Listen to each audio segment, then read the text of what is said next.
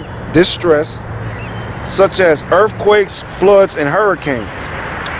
Its awesome power grows under the tutelage of people like Colonel Oliver North and General Richard II.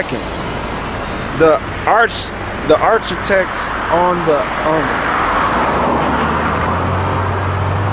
Iran Contra scandal and the looting of American savings and loan institutions. What's they gonna do? FEMA has even been given control of state defense forces, a ragtag of 10 considerable neo-Nazi civilian army that will substitute for the National Guard if the Guard is called to duty overseas. Okay?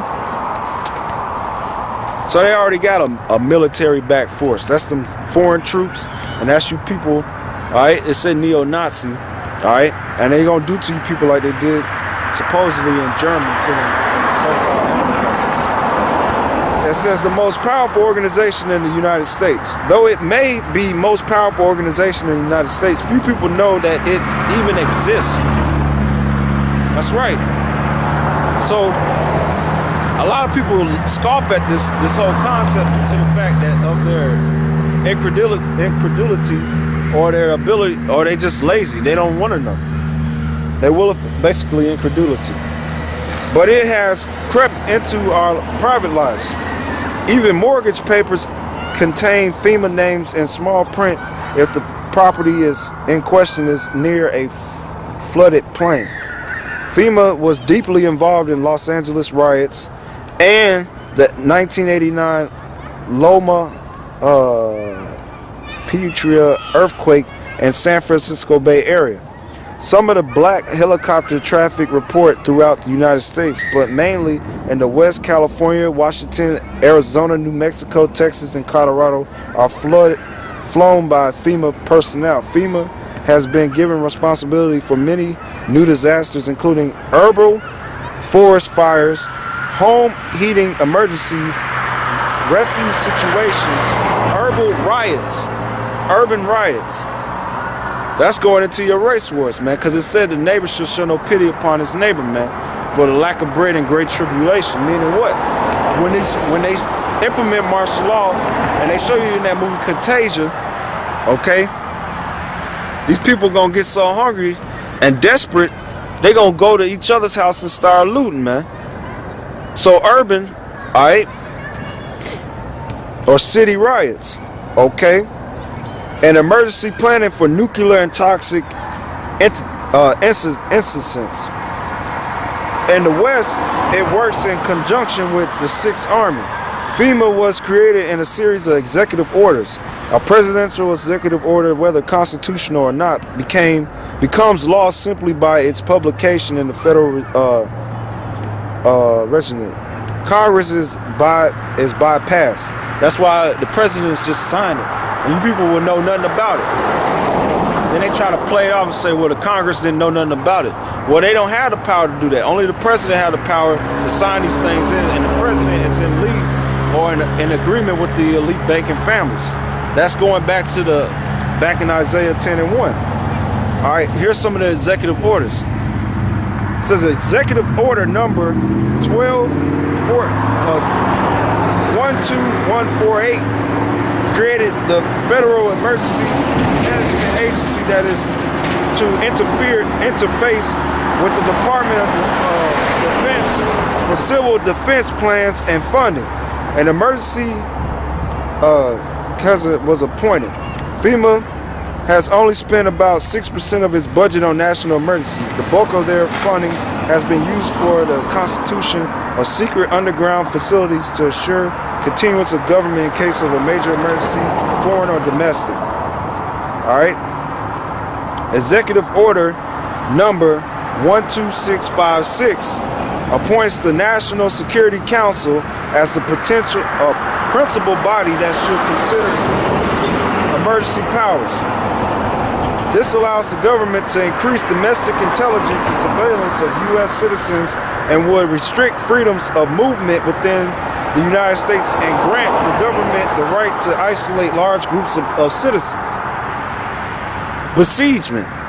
All right, that's martial law, man. Okay, backing up what I said, the National Guard could be federalized to seal all borders and take control of U.S. airspace in all ports of entry.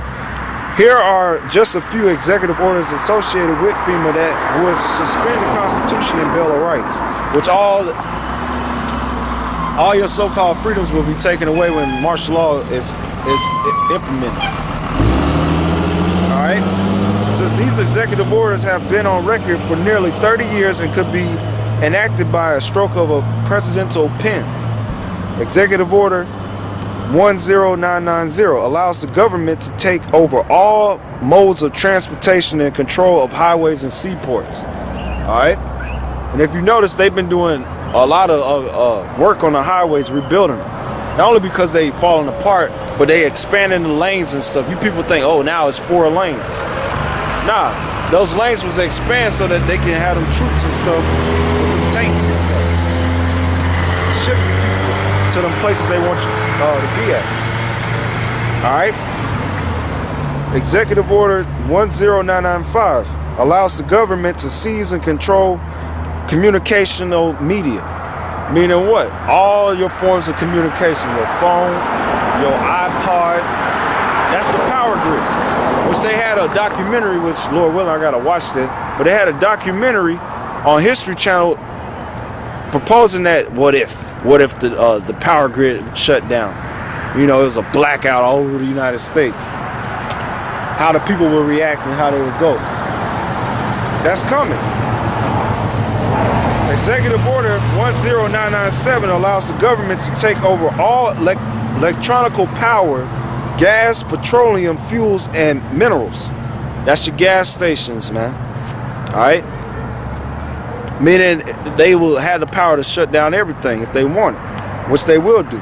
Executive Order 10998 allows the government to take over all food resources and farms.